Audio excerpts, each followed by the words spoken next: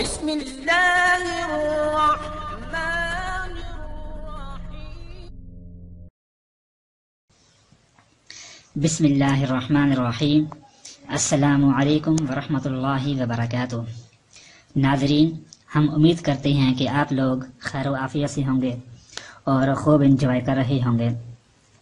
ناظرین، ہم آپ کو نظر کی کمزوری دور کرنے اور نظر کو ایک جگہ ٹکنے کے بارے میں وظیفہ بتانے جا رہے ہیں کہ آپ چاہتے ہیں کہ ہماری نظر کمزور نہ ہو، یا جو انسان چاہتا ہے کہ میری نظر کمزور ہو گئی ہے وہ پھر سے ٹھیک ہو جائے، تو اس کے لیے آپ کو وظیفہ بتا رہے ہیں کہ جتنا آپ وظیفہ کریں گے اتنا ہی آپ کا فائدہ ہوگا۔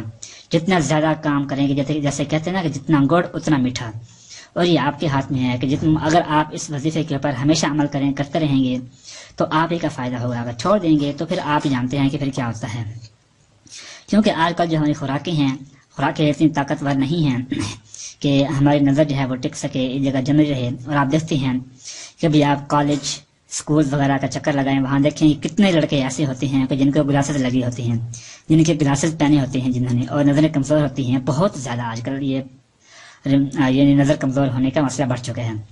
تو اس کے لیے وظیفہ یہ ہے کہ پارہ نمبر 26 حامی پیج نمبر 468 سورہ قاف، اس پر یہ آیت ہے کہ اعوذ باللہ من الشیطان الرجیم بسم اللہ الرحمن الرحیم فَكَشَفْنَا عَنْكَ غِطَاءَكَ فَبَصَرُكَ الْيَوْمَ حَدِيدٌ۔ صرف یہ آیت ہے، اس کو آپ نے یاد کر لینا ہے، چھوٹی سی آیت ہے، اور آپ نے کہ نماز کی پابندی کرنی ہے، اور ہر نماز کے بعد آپ نے اس آیت کو 11 مرتبہ پڑھ کر اپنی انگلیوں پر، یعنی اپنے ہاتھ کی جو انگلی ہوتی ہیں انگلیوں پر پھونک مار کر اپنی دونوں آنکھوں کے اوپر ہاتھ پھیر لینے ہیں۔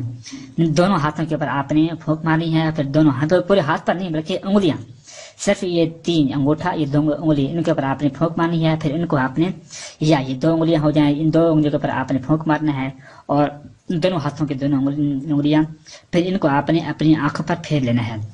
یا اس کے ساتھ ساتھ آپ نے 11 مرتبہ اس آیت کو پڑھنے کے بعد پانی پر دم کر کے وہ پانی بھی آپ پی سکتے ہیں۔